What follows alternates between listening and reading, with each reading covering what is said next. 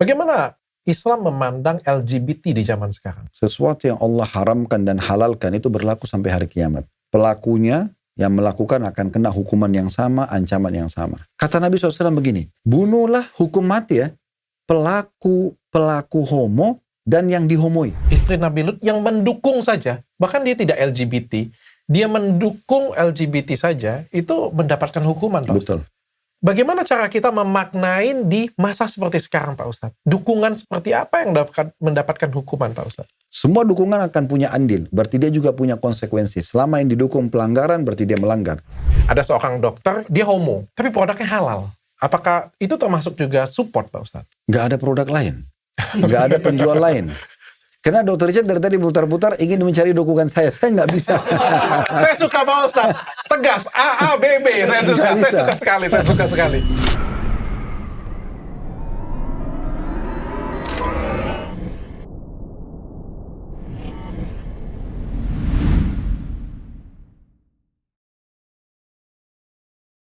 Assalamualaikum warahmatullahi wabarakatuh. Waalaikumsalam. Mari kita mulai dengan bismillah. Pak Ustadz, wah ini ibaratnya kalau belajar agama, Pak Ustadz Khalid Basalamah ini guru killer ya.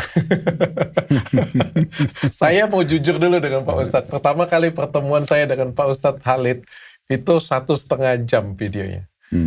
Tapi saya potong.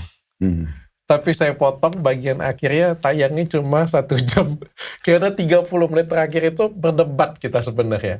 Tapi saya buang itu, dan pada waktu itu saya merasa sekali Ustadz Khalid ini kalau dari dosen ini dosen paling killer. Tapi tahun ini saya dapat kesempatan belajar dengan dosen paling killer itu hari ini. Tapi kalau menurut saya kalau saya nggak berani, nggak dapat ilmu saya, Pak Ustadz. Menurut Pak Ustadz bagaimana, Pak Ustadz? Sudah benar gak? Baik, alhamdulillah, wassalatu wassalamu rasulillah.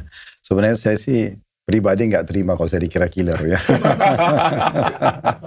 Karena nanti kalau orang-orang pada lihat, wah berarti kita jangan belajar dari Ustadz Khalid nih, kayaknya kejam banget gitu ya. Padahal sebenarnya mungkin kadang-kadang orang melihat dari keseriusan saya dalam menjelaskan gitu ya.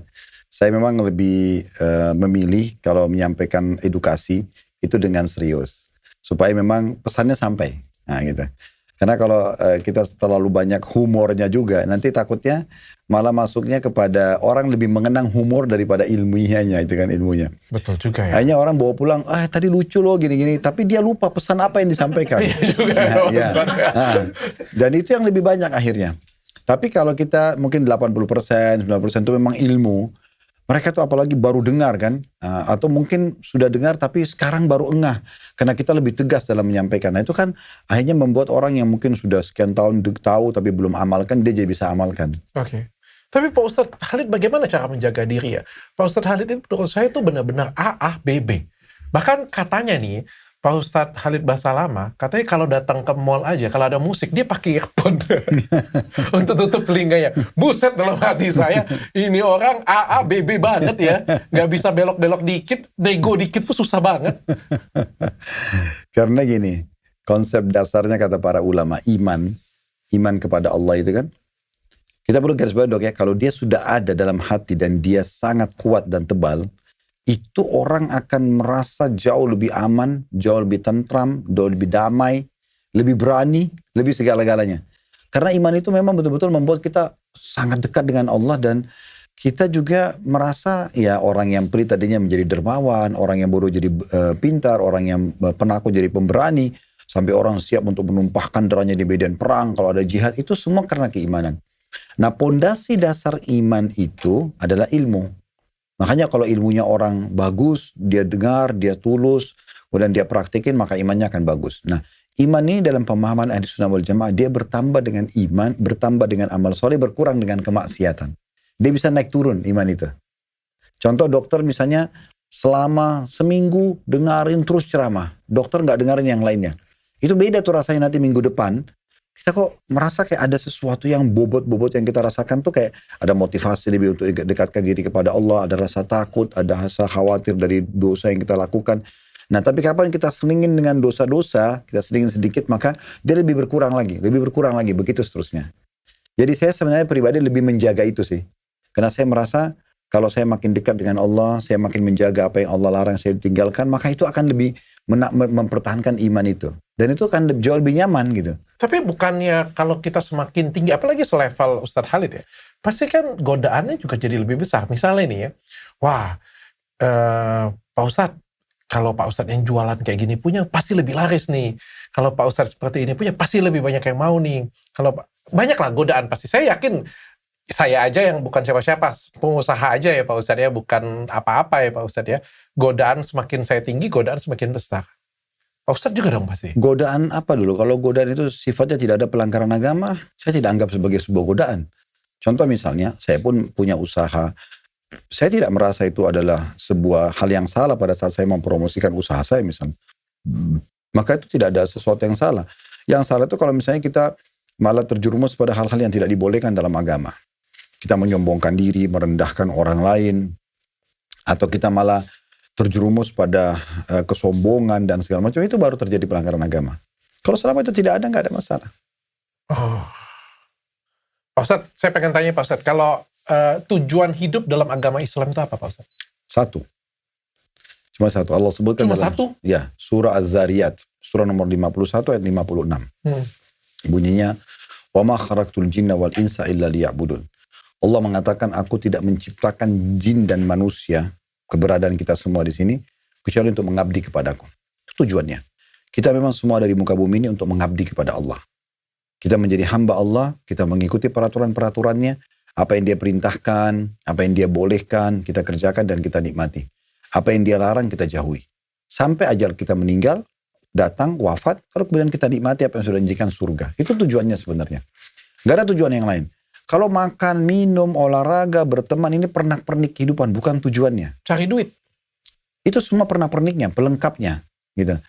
Kapan kita gunakan pernak-pernik ini untuk tujuan ibadah, menjadi ibadah dia. Menjadi tujuan utama tadi. Contoh misalnya, kita cari nafkah karena agama memerintahkan supaya dapat rezeki halal dan bisa baik. Itu jadi ibadah dia. Makan, minum karena ingin memberikan hak jasad kita. Olahraga juga begitu. Maka berubah dari hukum mubah yang dibolehkan saja menjadi hukum yang berpahala, contohnya. Oke Pak Ustadz. Sebelum kita mau masuk, hari ini kita dengerin Nabi Lut. Aku belum pernah dengar juga cerita Nabi Lut. Mungkin katanya banyak juga sih. Karyawan saya tanya juga banyak nggak tahu juga. Tapi sebelum kita mulai, kita mau terima kasih dulu untuk sponsor-sponsor kita. Terutama sponsor utama pusatmas.id. Ini punya teman baik saya. Dia buka toko, bukan buka toko emas ya, tapi tempat jual emas paling terpercaya di Indonesia. Katanya seperti itu ya.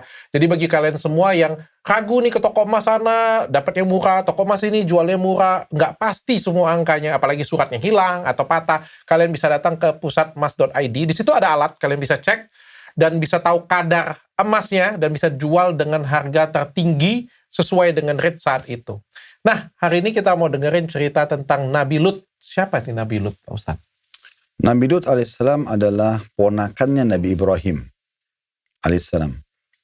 Kalau kita pernah dengar Nabi Ibrahim, maka Nabi Lut adalah Nabi yang datang setelah Nabi Ibrahim alaihissalam beberapa waktu. Beliau lahir yatim dan dibesarkan oleh pamannya Nabi Ibrahim. Jadi ini antara paman dan ponakan.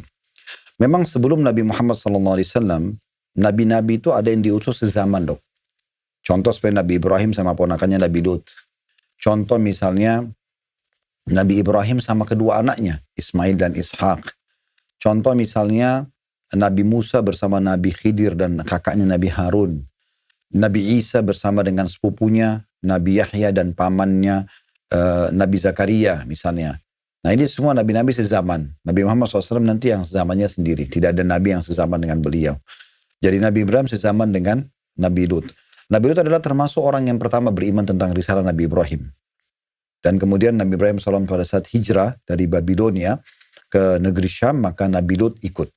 Nah, setelah itu Nabi Lut alaihissalam kena terus mempelajari ilmu agama dari Nabi Ibrahim. Akhirnya Allah pilih juga menjadi Nabi.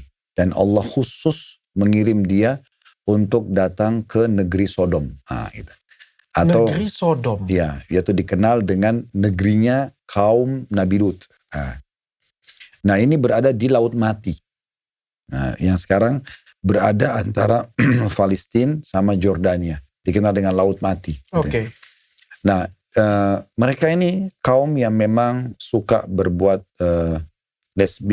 homo dan lesbian. LGBT. Dan mereka melakukan itu, dan kaum ini memang agak unik.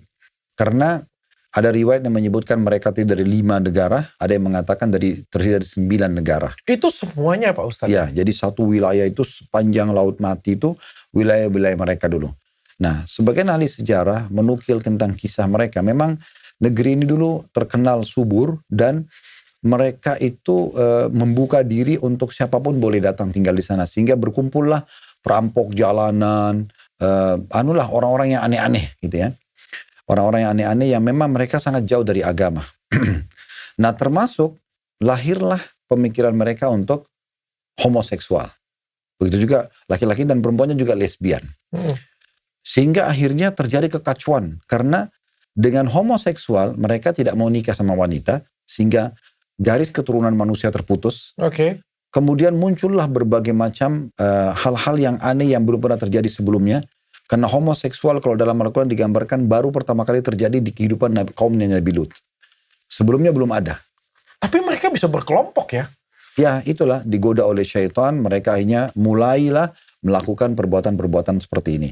Dan saking buruknya sampai mereka tidak meninggalkan satu anak kecil kecuali pasti disodomi gitu. Mereka melakukan homoseksual itu dan mereka memperebutkan kalau perlu mereka saling bunuh-membunuh. Dan itu sudah sangat merata di seluruh negeri. Sehingga para wanita di negeri itu kebanyakan keluar. Dan memang keluar dari negeri itu untuk mendapatkan pasangan. Karena tidak lagi laki-laki yang mau dengan wanita.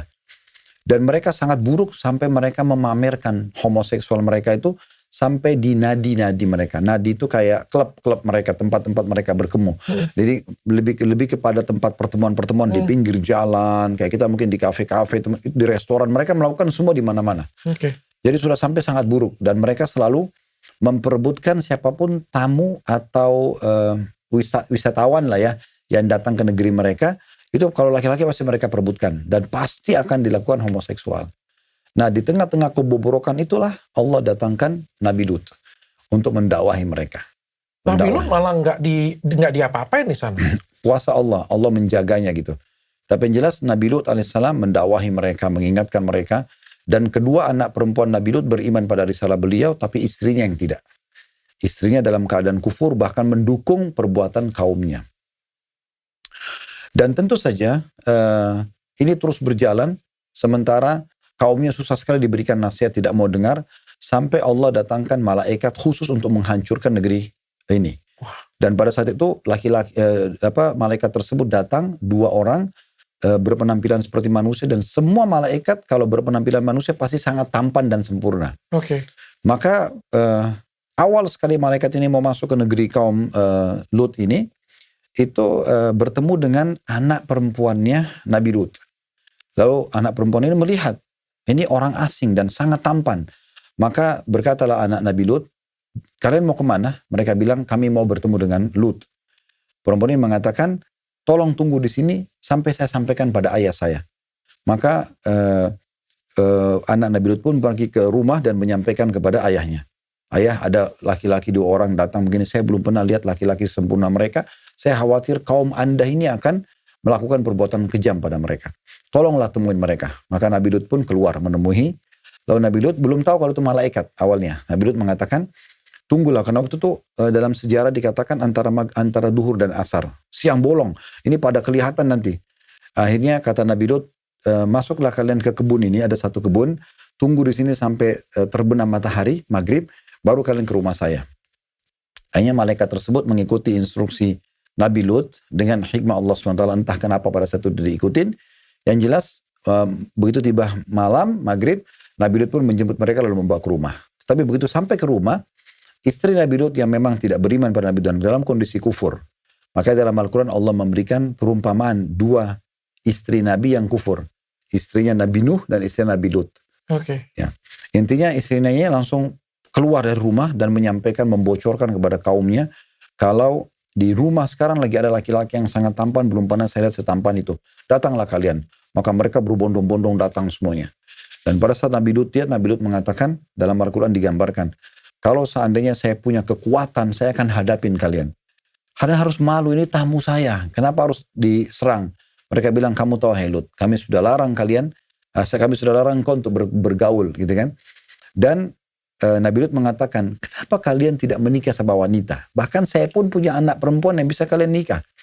Mereka tidak mau. Mereka mengatakan, engkau tahu apa yang kami inginkan. Maksudnya mau homo, gitu kan. Maka Nabi Lut pun akhirnya meminta maaf pada tamunya. Tamu-tamunya mengatakan, hai Lut, kami adalah utusan-utusan Allah.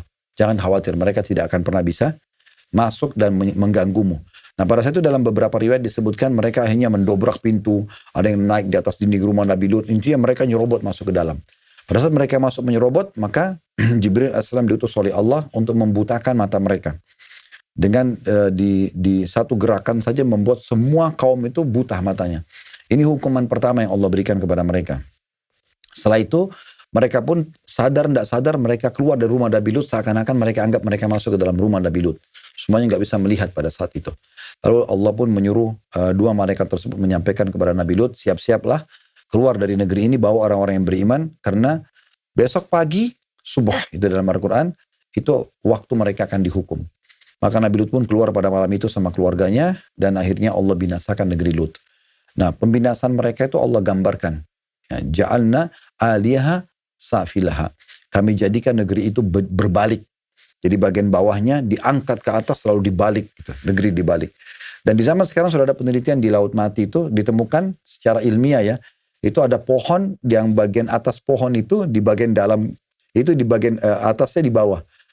Dan akarnya di atas. Dan negeri itu banyak ditemukan memang. Saya pernah lihat dokumenternya bagaimana digambarkan goncangan yang terjadi sehingga membuat terbalik ya terangkat negeri itu. Oke. Dan bagaimana secara ilmiah memang bisa saja terangkat lalu diangkat lalu dibalikkan negeri tersebut. Itu Allah memang katakan seperti itu. Dan sampai sekarang para ilmuwan sudah sepakat Laut Mati adalah daratan yang paling terendah. Kata para ulama tafsir, karena memang makna ayat tadi kami jadikan yang bagian atasnya ke bawah itu dan bagian bawahnya ke atas dibalik itu itu adalah Allah angkat sampai mendekati langit, kemudian Allah balikkan dengan sangat kencang sehingga menghantam daerah bumi Laut Mati itu dan membuatnya langsung ke bawah. Jadi memang dia paling rendah itu. Nah seperti itu kondisinya. Dan negeri Syam kata ulama semuanya penuh keberkahan kecuali daerah Laut Mati. Karena memang itu Allah angkat keberkahannya karena sudah ada kaum yang dibinasakan di sana. Tapi Laut Mati bisa dipakai untuk skincare lagi. Nah, itu yang dibahas juga oleh para ulama. Di antaranya Syekh Muhammad Shinkiti, salah satu anggota Majelis Ulama Saudi, beliau mengatakan itu adalah upaya orang-orang Yahudi di mana mereka mempromosikan Laut Mati karena itu adalah laut yang ada di sekarang di wilayah mereka jajah kan. Jadi mereka coba mau memproduksi, mau mengambil apa yang kira-kira bisa menghasilkan. Karena ini tidak ada hasilnya. Nggak ada kapal, nggak ada pohon-pohonan, nggak ada ikan, nggak ada apa-apa.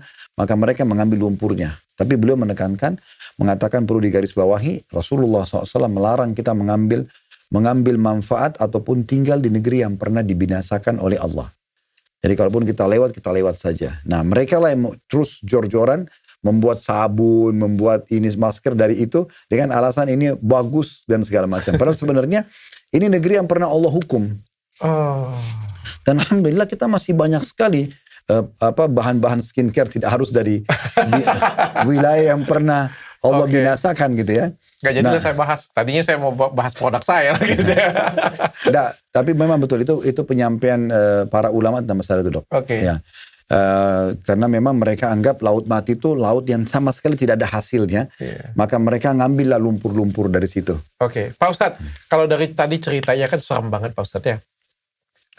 Suatu negara dibalikkan, semuanya dimusnahkan kayak gitu. Bagaimana Islam memandang LGBT di zaman sekarang?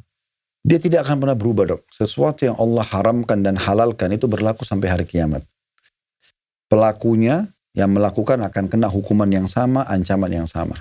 Kalau ada yang mengatakan misalnya, itu kan ancamannya, hukumannya mereka dibutakan matanya tadinya.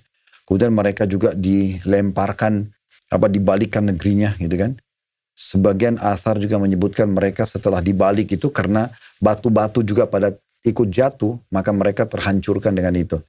Ada sebagian juga menyebutkan riwayat, di setiap batu yang menghantam tubuh, salah satu dari masyarakat kaum Lut itu sudah ada namanya. Sehingga batu itu hanya kena orang itu dan membuat dia binasa. Tidak ada satupun yang selamat. Dari 9 negeri atau 5 negeri itu, semuanya binasa. Sampai diceritakan waktu diangkat negeri itu masih terdengar gonggongan anjing mereka, suara hewan mereka terus dibalikkan oleh Allah SWT. Nah jadi memang itu tidak bisa berubah dok. Homoseksual, perzinahan misalnya, lesbian, ini tetap hukumnya sama dalam Islam. Mau zaman dulu atau zaman sekarang, hukumnya haram. Dan saya yakin semua agama profetis yakin dengan itu. Maksudnya agama-agama samawi ya. Begitu juga dengan hal-hal yang halal.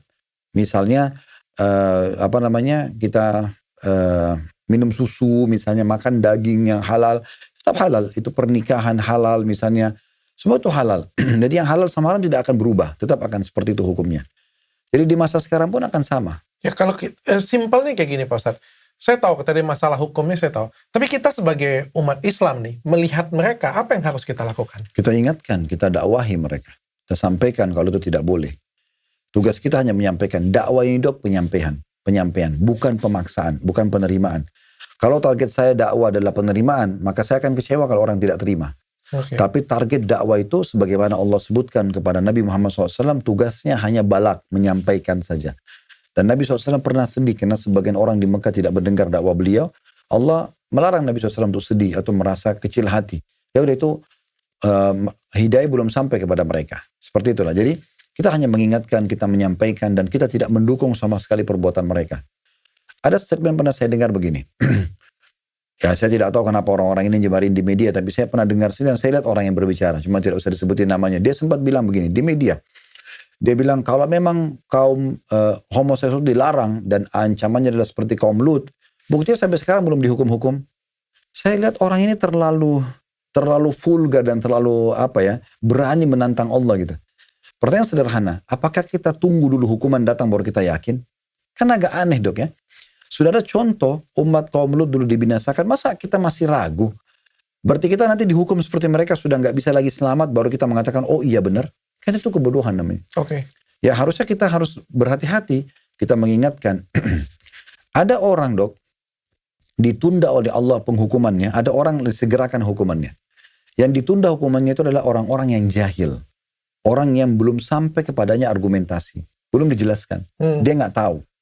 Ada juga orang yang disegerakan orang yang tahu. Lalu dia melakukan. Berarti dia sudah jelas. Gitu kan.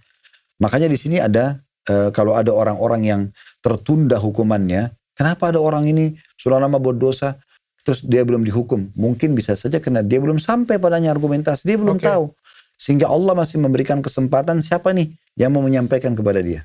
Oke. Pak Ustadz, saya pernah ngobrol dengan orang yang LGBT. Beberapa. Ya, ada beberapa yang sudah pernah saya tayangkan, bahkan saya take down.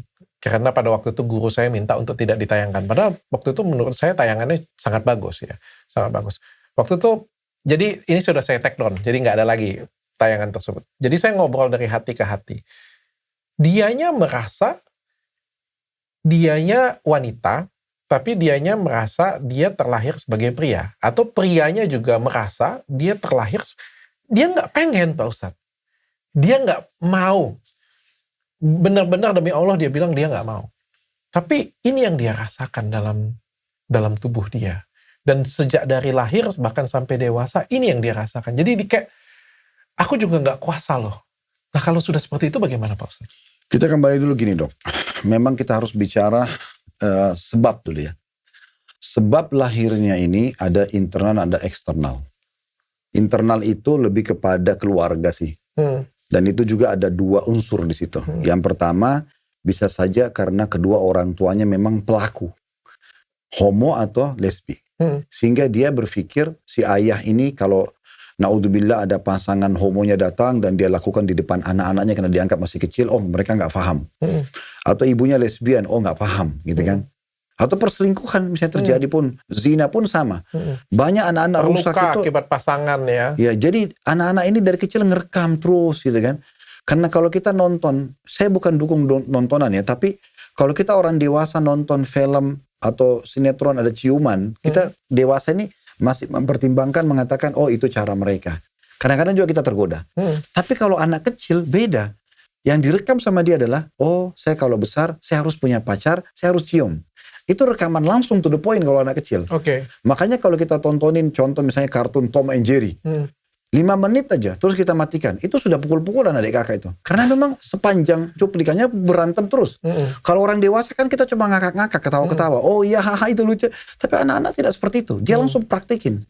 Makanya kadang-kadang dia tiba-tiba emosi, tiba-tiba kadang-kadang dia mukul, tiba-tiba dia gigit. Itu kena efek dari itu kan. Jadi ini masalah. Ini faktor internal, tapi di unsur yang pertamanya. Karena memang orang tuanya pelaku. Atau unsur yang kedua adalah terjadi kalau misal suami istri ini punya 3 orang anak laki-laki. Mereka pengen sekali punya anak perempuan. Lalu Allah karuniakanlah anak keempat yang bungsu perempuan. Tapi orang tuanya membiarkan kakak-kakaknya yang 3 laki-laki ini bermain sama adik perempuannya. Semuanya gayanya laki-laki. Pakai sepatunya, main bola, berantem, gulat-gulatan. Jadi anak perempuan ini tumbuh dia rasa dirinya laki-laki. Ini akan bibit internal lesbi gitu. Kita balik kalau homo sama. Kalau orang tua misalnya suami istri punya anak 3 orang perempuan. Terus anak keempat laki-laki dan mereka pengen sekali punya anak laki-laki. Tapi anak laki-laki dibiarkan main sama anak perempuannya, main boneka, dipakein lipstick, gitu segala macam. Jadi belum gemulai. Akhirnya jadi tumbuh dia homo, dia nganggap dirinya perempuan. Secara simpelnya adalah psikologis dan lingkungan yang membuat dia menjadi homo. Lingkungan kita bicara faktor eksternal. Jadi sekarang kita bicara internal di dalam. Kalau eksternalnya itu memang pergaulan. Sudah terpapar dengan orang lain. Kalau lingkungan lebih kepada misalnya sekolah yang salah dipilih oleh orang tua, pergaulan yang tidak dikontrol gitu kan. Harusnya memang orang tua itu tahu anaknya bergaul sama siapa, dia masuk di sekolah mana, dia selalu ikut pertemuan guru-guru misalnya, sehingga dia tahu ada perkembangan apa di sekolah gitu kan. Jadi dia harus memantau semua itu. Nah ini kalau dibiarkan biasanya lost control. Karena anak-anak yang SMP, SMA ini kan banyak mau tahu. Di saat itu kadang-kadang syaitan akhirnya membuka godaan-godaan dan terjadilah perbuatan ini. Gitu. Tapi sudah terjadi nih Pak Ustadz. Sudah terjadi nih. Mereka merasa ya kayak gimana ya dok? Kan itu kan baru faktornya. Makanya kita sekarang sebagai orang tua harus lebih berhati-hati. Sekarang bagaimana kalau sudah terlanjur terjadi? Tadi ada bahasa dokter, mereka bilang saya sebenarnya tidak mau. Berarti dia masih punya kekuatan di situ dok. Kekuatan dia sebenarnya tidak mau. Tapi ada satu gejolak dalam dirinya, mungkin karena terbiasa si laki-laki ini gemulai dari kecil, atau si perempuan ini terbiasa tomboy dari kecil, maka dia harus terapi. Saya pernah kedatangan di pengajian saya dok. Setelah bubar semua pengajian waktu itu di Blok M, banyak sekali orang hadir. Terus setelah bubar saya masuk ke ruangan imam. Biasanya memang kalau ada jemaah yang mau bertanya, mereka masih menemuin saya di belakang, di depan masjid maksudnya. Ada satu orang datang, jalannya gemulai sekali, seperti perempuan gitu kan. Pakaiannya juga ketat gitu. Sampai saya akhirnya, karena dia masuk ke dekat imam, saya bilang maaf, di sini nggak boleh masuk perempuan. Iya. Terus dia tiba-tiba cabut pet topinya, itu petnya dia, topinya dia. Dia bilang, Ustaz saya laki-laki. Betul-betul penampilan seperti perempuan sekali. Terus saya bilang, oh iya, mohon maaf, saya tidak tahu. Karena penampilan Anda seperti perempuan. Dia bilang, iya Ustaz. Saya memang begini. Tapi saya Ustaz ingin taubat. Tolong bantu saya. Apa yang harus saya lakukan? Maka pada saat itu saya sampaikan. Yang pertama, kalau memang betul itu dorongan Anda harus taubat dulu kepada Allah. Tahu nggak kalau ini perbuatan salah? Tahu Ustaz. Ada gejolak dalam jiwa nggak merasa bersalah? Ada. Oke. Itu sudah satu bibit yang bagus. Satu poin yang bagus. Bertobat kepada Allah. Nyatakan, ya Allah saya tobat. Engkau ciptakan aku sebagai laki-laki. Kembalikan fitrahku. Terus berdoa sama Allah begitu. Yang kedua, coba tinggalkan semua pergaulan. Pergaulan yang bisa mendukung ini. Misalnya, pastikan mereka kumpul sama teman-temannya semua tuh. Nah, sekarang tinggalkan mereka. Bergaullah, ya circle-nya. Bergaul sama teman-teman yang memang laki-laki sejati. Ya, sholat berjamaah di masjid. Ya, pergi ngantar jenazah, gitu. Cari nafkah. Yang benar laki-laki, cari, bekerja. Jadi bergabung sama teman-teman itu. Yang mereka memang gentle benar gitu. Ya, kemudian yang ketiga menikah. Melangkah. Kalau sudah mulai step yang ini, sudah taubat, sudah mulai berkumpul sama sekel-sekel laki-laki, nanti kan berubah sendiri performanya kan. Mereka sudah jalannya memang sangat gentle, mereka penampilannya, ikutin mereka itu. Terapi diri kita, kemudian yang ketiga baru menikah. Menikah normal. Lalui kehidupan itu. Ini insya Allah semua akan bisa memperbaiki. Karena kalau tidak mungkin. Tadi waktu dia bilang sebenarnya mau, tapi karena begitu dan begitu. Nah ini tapinya lebih bagus dia dahulukan kemauan yang dia tidak mau jadi begitu. Daripada nanti dia sekarang, tapi saya harus bagaimana ya, ada gejolak. Nah ini harus dilawan, karena ini melawan fitrah.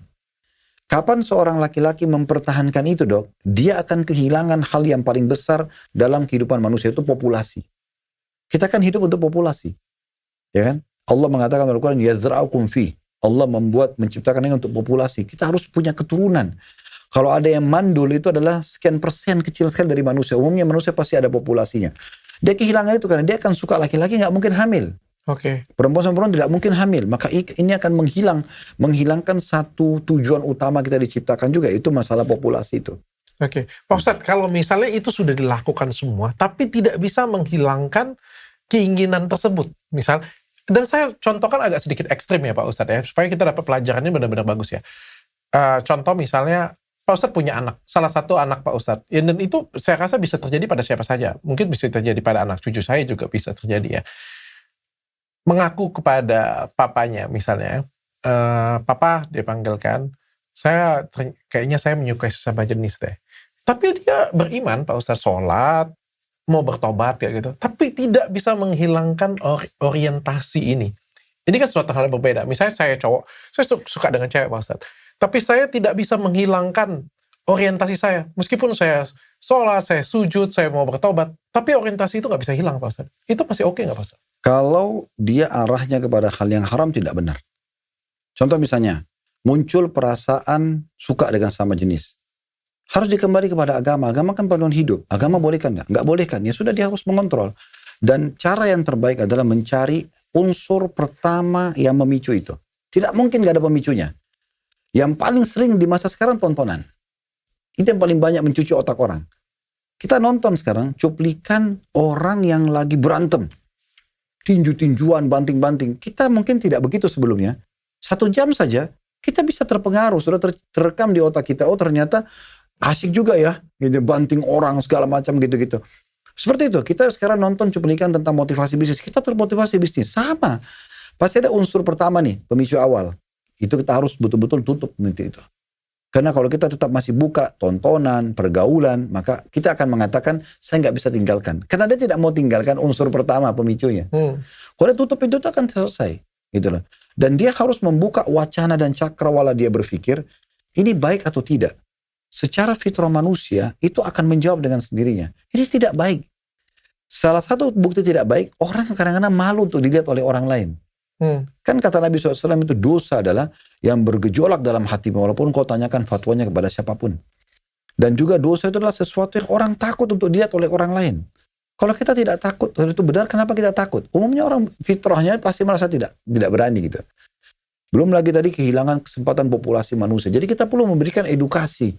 Semua itu perlu diberikan edukasi. Kalau dia ngomong kayak gini Pak Ustadz, ini saya mendengar sendiri keluar dari mulut dia. Kan saya tidak ganggu orang. Saya tidak mencelakakan orang. Saya lakukan apa yang saya sukai. Dan saya tidak berganti-ganti pasangan. Oke. Berarti kalau dia seorang muslim, kalau muslim kita tidak ikut campur ya. Mungkin panduan agama beda-beda. Tapi kalau seorang muslim berarti dia harus siap dengan konsekuensinya. Contoh misalnya, saya berzina, saya nggak ganggu orang kok. Saya bayar pelacur, misalnya na'udzubillah. Saya tidur sama dia setiap malam, saya nggak usah nikah. Untuk apa saya nikah urus perempuan? Ya udah saya saja. Saya nggak orang. Oke, kita mengatakan itu hak Anda. Tetapi Anda harus tahu itu perbuatan dosa. Setiap dosa, bahasa Indonesia aja pelanggaran. Berarti dekat dengan konsekuensi hukuman. Kalau siap silakan. Oke, pribadi masing-masing ya Pak Ustadz. Iya. Pak Ustadz, tadi kan ada cerita istrinya Nabi Lut itu kufur ya Pak Ustadz ya. Artinya kalau saya dengar cerita ini adalah istri Nabi Lut yang mendukung saja. Bahkan dia tidak LGBT. Dia mendukung LGBT saja, itu mendapatkan hukuman Pak Ustadz. Betul. Nah, bagaimana cara kita memaknain di masa seperti sekarang Pak Ustadz? Dukungan seperti apa yang mendapatkan hukuman Pak Ustadz? Semua dukungan dalam perbuatan positif. Dukungan orang untuk beribadah kepada Allah, dukungan orang untuk berprestasi dunia, pasti itu akan mendapatkan andil. Andil dalam arti kata dia dapat pahala kalau dalam ibadah, kalau dia misalnya dia dukung dalam prestasi dunia, pasti orang yang berhasil itu akan mengatakan, oh saya dulu dapat dukungan dari bapak ini atau ibu ini misalnya. Sama juga dengan perbuatan dosa. Semua dukungan akan punya andil, berarti dia juga punya konsekuensi. Selama yang didukung pelanggaran, berarti dia melanggar. Selama yang didukung ketaatan, berarti dia juga dapat ketaatan. Nah seperti itu. Contoh nyata kayak gini Pak Ustadz. Kita memberikan ruangan kepada orang yang LGBT di tempat stasiun TV, itu dukungan. Tentu saja. Tentu saja. Itu adalah bentuk support. Iya. Termasuk misalnya saya datangkan untuk podcast. Itu juga salah satu bentuk dukungan juga berarti. Dia akan tampil dan kita mempromosikan dia. Dari mana kita bisa pilih, Dok, kalau orang yang nonton itu akan menjauhi perbuatan seperti dia? Bukan malah terinspirasi, Pak Ustadz ya? Masalahnya inspirasinya. Kalau orang terinspirasi berarti kita mendukung dia untuk menyebarkan perbuatan salahnya.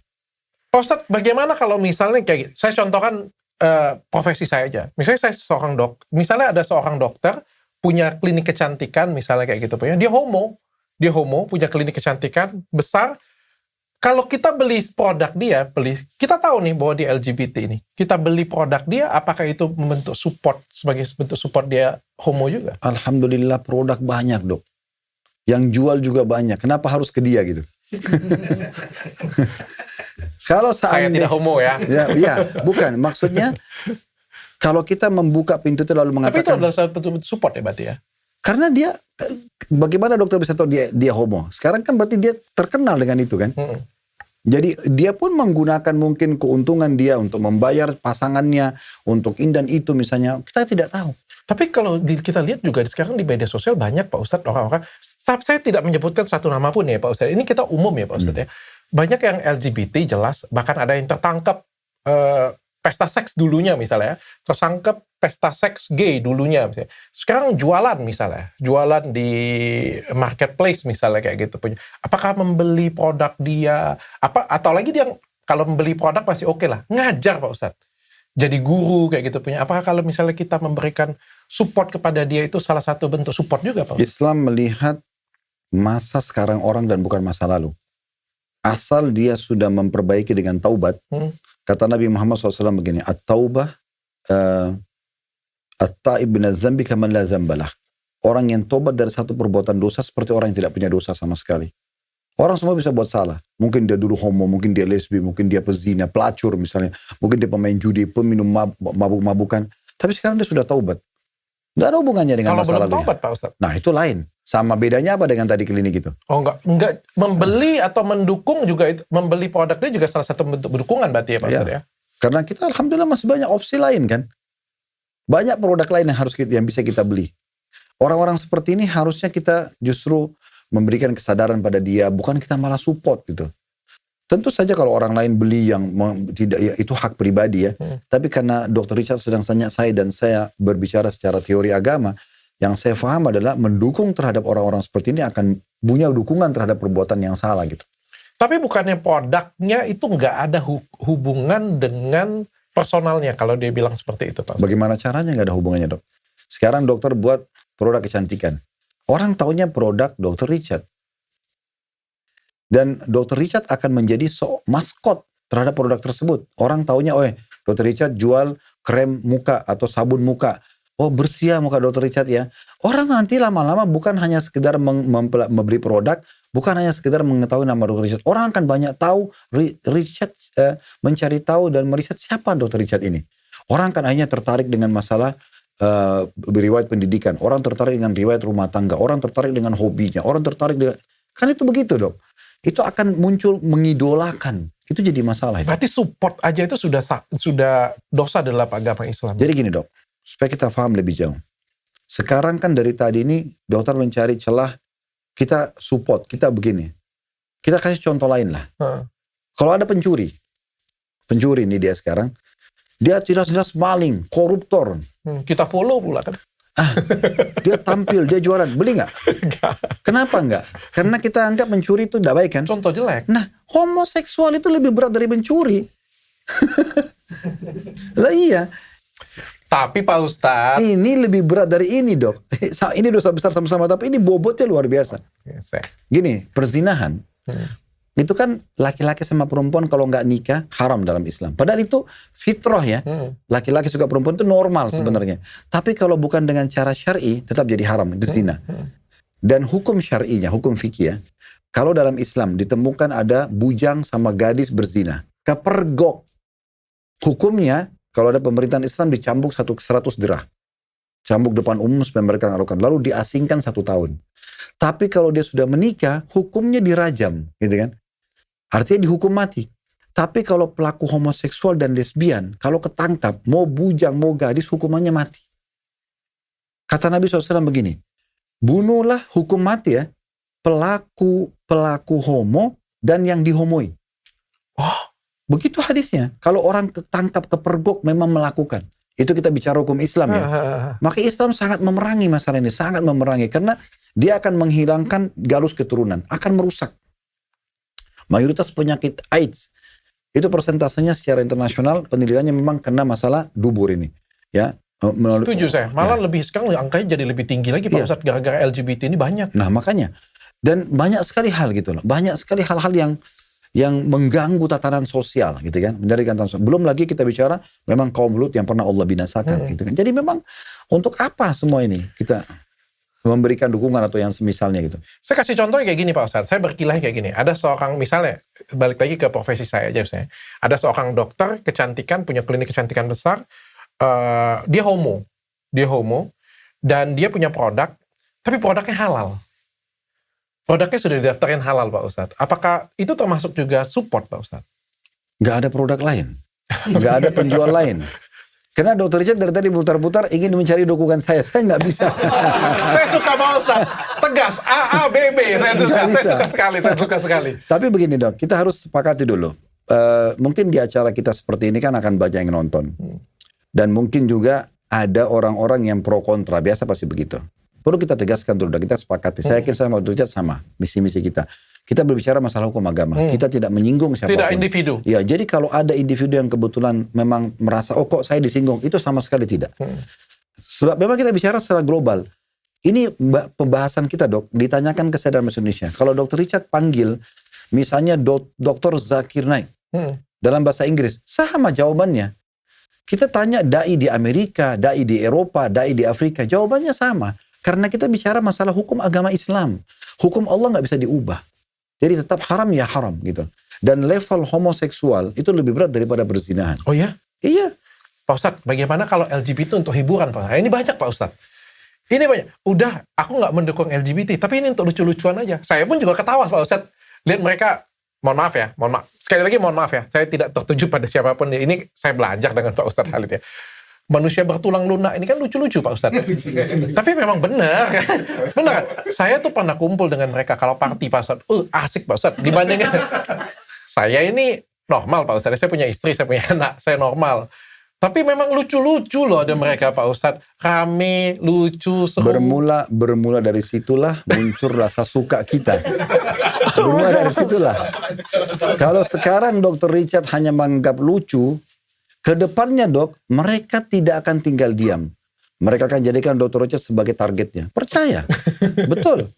Mereka tidak akan tinggal diam. Orang yang sudah kena penyakit seperti ini, tanda kutip ya, itu setan tidak akan membiarkan dia.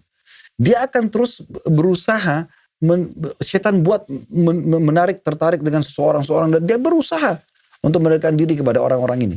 Kita mau nggak mau nanti lama-lama aja bisa kita selamatkan diri atau kita malah tergoda. Tapi beberapa itu ada yang di media sosial lucu dan rame viewersnya, banyak followersnya juga Pak Ustadz. Kita tidak bisa nilai orang dari banyaknya followers. Kita menilai sekarang, sekali lagi, lingkup bahasan kita agama Islam. Boleh atau tidak orang homo tampil? Boleh atau tidak orang homo atau lesbian dipromosikan? Kan itu. Nah, ini tidak boleh dalam Islam. Kita tidak akan menemukan celah bolehnya. Berarti termasuk mau orang tersinggung, tidak tersinggung itu bukan urusan kita karena masalah agama. Dan kita alhamdulillah tidak bicara individual. Dan sekali lagi, kalau misalnya mereka merasa, oh saya di Indonesia dibela kok. Ya silakan, itu hak mereka. Pemerintah pun nanti akan bertanggung jawab kan. Tapi posisi saya tidak berani mengatakan, oke dok, gak apa-apa, dukung aja, produknya halal kok. Gak mungkin, karena dukungan itu akan membawa kepada juga dukungan terhadap individualnya. Tidak semua orang dok hanya sekedar suka produk. Ada orang nanti lama-lama suka individunya. Tadi saya bilang rentetannya banyak. Hobinya, kebiasaannya, penampilannya. Akhirnya menginspirasi orang untuk... Itu masalahnya. Inspirasi pasti. Gak mungkin tidak. Contoh yang baik diikutin akan jadi baik orang kan. Contoh yang buruk jadi buruk. Otomatis. Ini pengemasan tanda kutip. Pengemasan. Jadi tampil di media itu terus dianggap lucu. Ini pengemasan. Alhamdulillah cukup banyak orang yang normal, laki-laki juga lucu. Ya kan? Banyak. perempuan normal juga lucu banyak banget gitu kan. Kenapa harus ini gitu? Tapi saya akui mereka kadang-kadang memang lucu sih Pak Ustadz. Terus kalau jualan enak Pak Ustadz. Lucunya itu karena memang pribadinya Dok, percaya. Tidak semua mereka itu lucu. Betul. Pastinya itu mungkin kebetulan dokter ketemu orang lucu gitu kan. Iya. Ada juga di antara mereka mungkin yang tegas, lucu, ya? ada yang kelihatan memang gentle tapi ternyata dia homo kan begitu. Jadi kebetulan dia dokter ketemu yang lucu. Oke. Oke Pak Ustadz. Pak Ustadz kalau misalnya LGBT, nah ini pertanyaannya lebih tinggi sedikit Pak Ustadz. LGBT tapi dilakukan oleh alim ulama atau orang yang mengerti agama Pak Ustadz. Ini juga ada kejadian, walaupun kita ngomong sebagian kecil ya. Sebagian kecil. Saya ngomong sebagian kecil sih. Cuma karena ini dilakukan oleh petinggi, akan menjadi isu nasional. Padahal sebenarnya dilakukan oleh sebagian kecil orang. Orang yang tahu agama benar-benar pasti tidak akan melakukan itu. Betul. Tapi ya kan ada saja oknum, yang karena oknum ini jadinya seolah-olah itu banyak gitu kan. Apa hukumnya seorang yang tahu tentang agama, alim agama, bukan hanya ulama, tapi melakukan LGBT? Saya pedofil. saya tidak yakin ya istilah dan predikat ulama melekat pada orang seperti ini. Kalau di alam dakwah, di alam dakwah kan materinya, dai yang menyampaikan agamanya. Belajar dari para ulama, ini kalau betul-betul orang yang rabbani, yang patuh pada Allah, itu nggak mungkin. Artinya sangat mustahil karena mereka sangat tahu itu ancamannya berat banget. Apa Allah bilang tentang kaum Lut? Sesungguhnya ancaman, hantaman dengan batu dan dibaliknya negeri itu tidak jauh dari orang-orang yang zalim. Maksudnya kata ulama tafsir, itu akan sangat mudah bisa Allah ulangi hukuman yang sama kepada para pelaku-pelaku itu. Jadi orang-orang yang faham agama itu sangat faham. Oleh karena itu kalau saya melihat hal-hal yang seperti ini, seperti misalnya adanya tokoh agama yang melecehkan santriwatinya atau santrinya, homo ataupun dizinai misalnya pemerkosaan, ini kita harus lihat masalah individunya. Bukan karena tokoh agamanya, karena kami tidak melihat di alam tokoh agama ini adalah tokoh agama. Enggak ada penilaian tokoh agama di situ. Karena memang sangat unik kalau mereka sampai terjerumus dalam perbuatan yang sudah sangat melampaui batas gitu ya. Allah membukakan bagi laki-laki nikah sama wanita, bahkan ada poligami. Lalu kenapa harus kepada sesama jenis? Ini tanda tanya yang sangat besar sekali.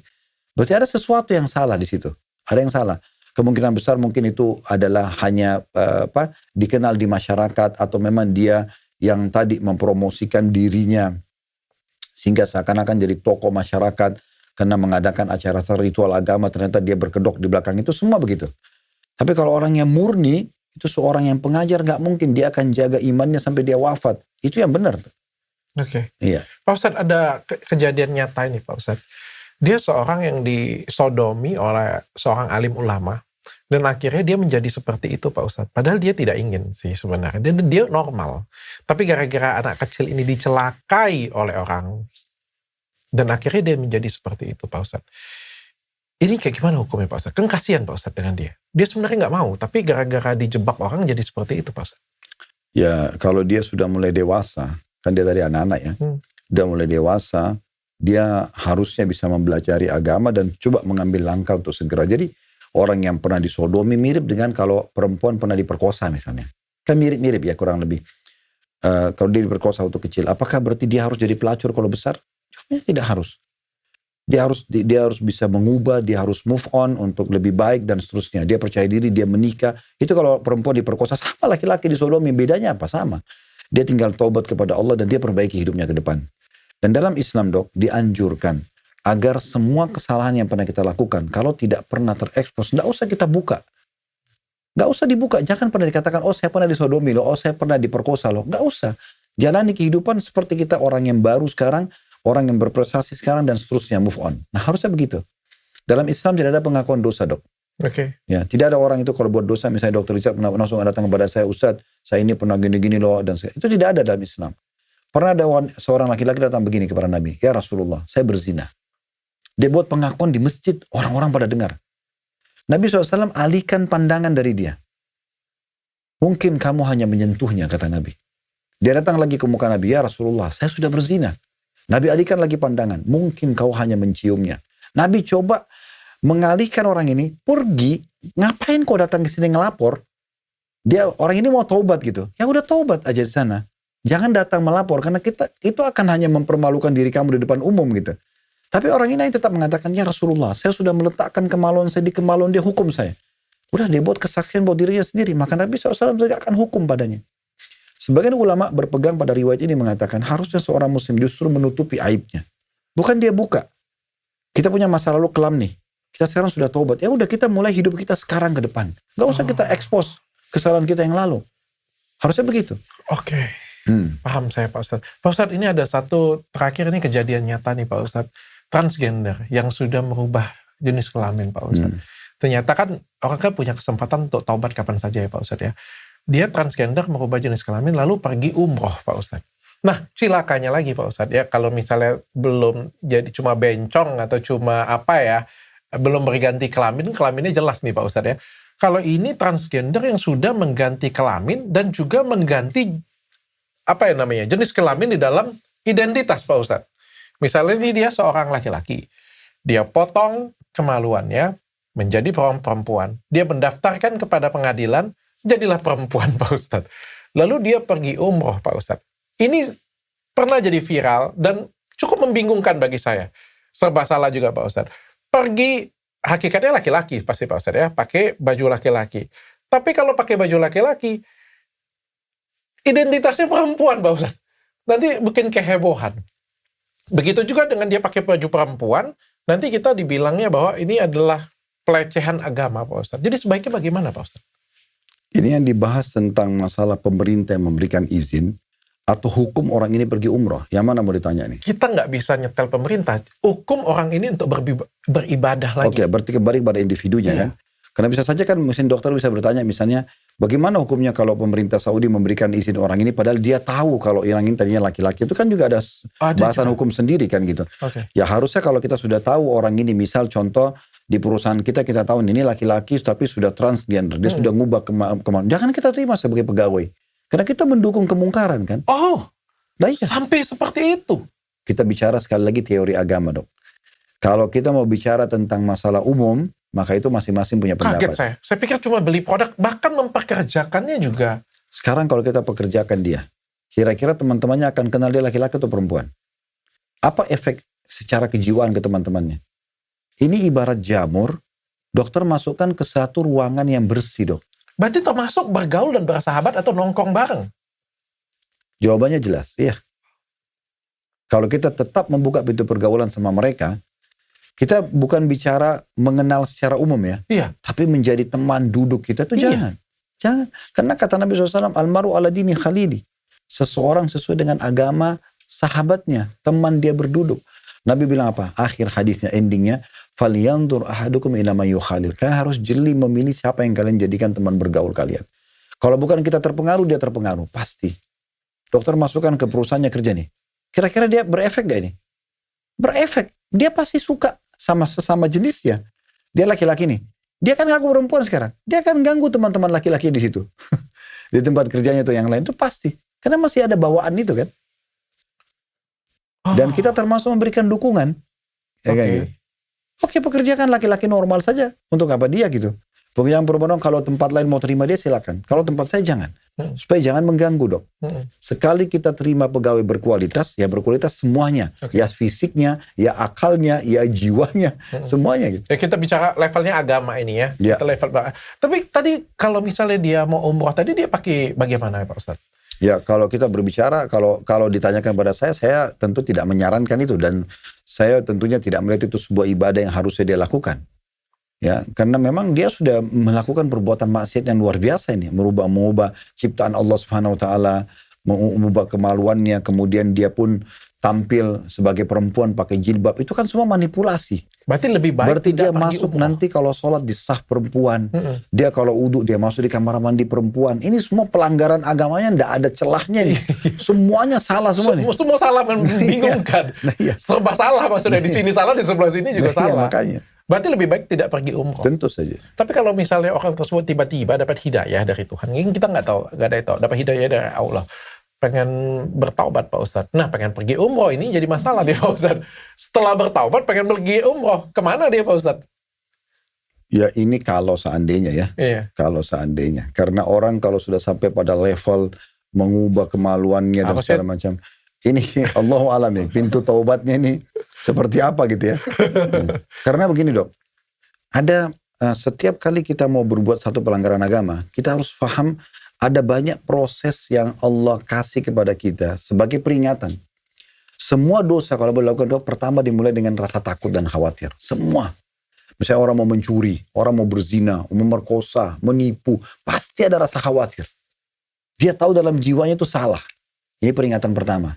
Kalau orang tidak mau tahu, ya udahlah terserah saya mau buat aja. Nanti Allah datangkan orang lain yang melihatnya. Melihatnya misalnya kalau dia berzina masuk di hotel, melihatnya begini, ketahuan, tapi lingkupnya masih kecil. Tapi tetap aja dia lakukan. Nanti Allah buat lebih besar, dibongkar di media. Lebih besar lagi, gitu-gitu.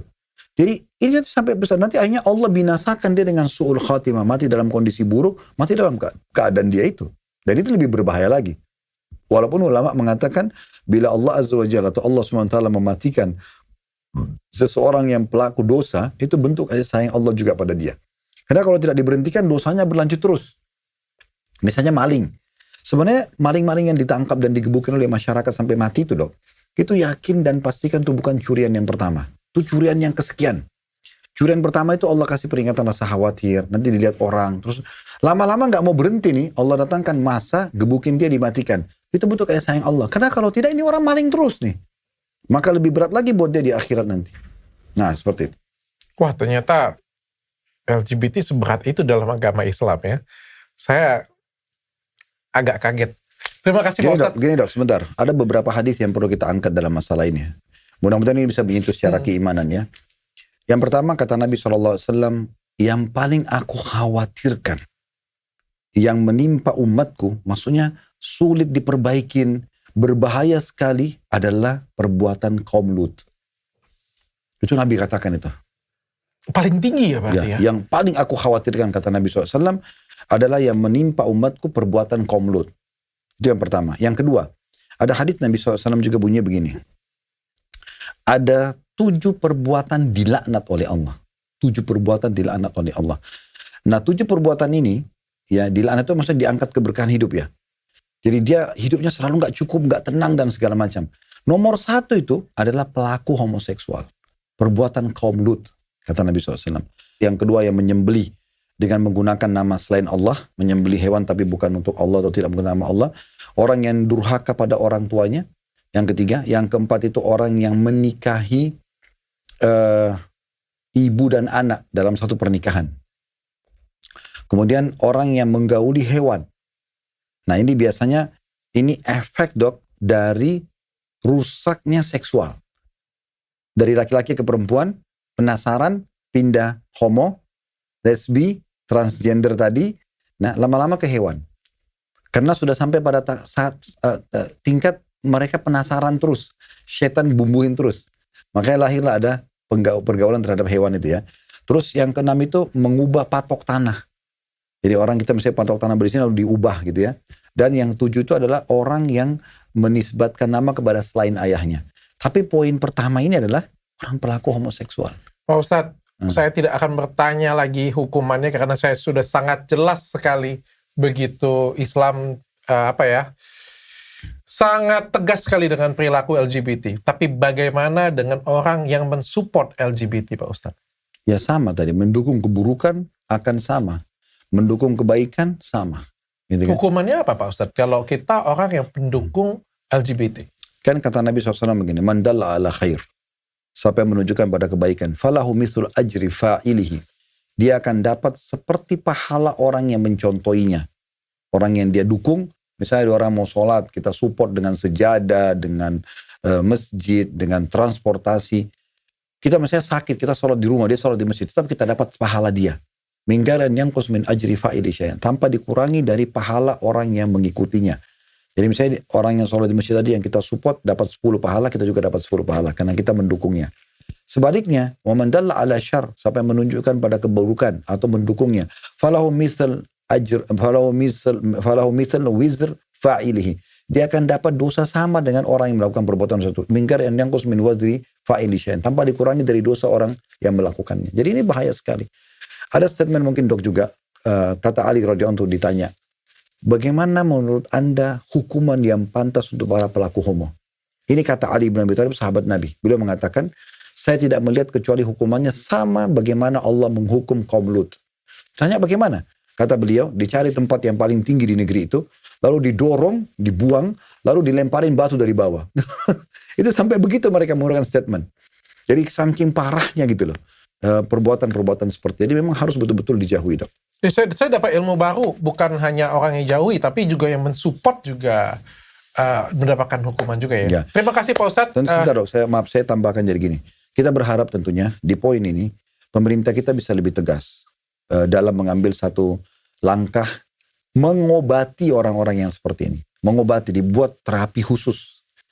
Jadi mereka-mereka ini bukan disupport, bukan justru dimunculkan di media, tapi mereka ini diterapi. Didatangkan memang trainer-trainer yang mahir di bidangnya, para dokter, tenaga medis yang bisa berbicara secara ilmiah, para ustadz dan kiai yang bisa menasihatkan secara agama, betul-betul memang disupport untuk diperbaikin. Sehingga ini tidak menyebar, bukan menjadi sebuah virus di masyarakat kita. Dan tidak menjadi sebuah kebiasaan. Karena sebuah pola fikir, sebuah kebiasaan itu akan menjadi biasa kalau dibiarkan, dok. Tidak lagi menjadi sebuah pelanggaran. Nah itu poinnya bagi saya Pak Ustadz. Poin bagi saya itu, saya dari cerita Pak Ustadz, saya jadi miris dengan diri saya dan mungkin dengan teman-teman yang lain juga yang secara mungkin tidak sengaja memberikan support kepada mereka, menonton, memfollow, atau memberikan pujian, atau tertawa, atau membeli produknya, atau mengikuti pelajarannya, kayak gitu punya ya. Yang kita sangka biasa saja, ternyata itu adalah sangat support yang sangat jelek untuk mereka. Ini jadi pelajaran untuk saya, ini juga jadi pelajaran untuk teman-teman. Makanya untuk kita semuanya, selamat menunaikan ibadah puasa. Sebarkan semuanya video ini supaya teman-teman tahu, boleh potong. Jadi clipper kerja semuanya. Ini adalah ladang pahala untuk kalian semuanya. Dan terima kasih untuk sponsor-sponsor kita juga, untuk Uhud Tour, untuk Atswa juga, Restoran Atswa, untuk pusatmas.id untuk Goddess Hijab, dan skincare saya jangan lupa pakai ya. Sampai ketemu lagi di lain kesempatan. Assalamualaikum warahmatullahi wabarakatuh. Subhanakallahumma wa bihamdika asyhadu alla ilaha illa anta astaghfiruka wa atubu ilaik.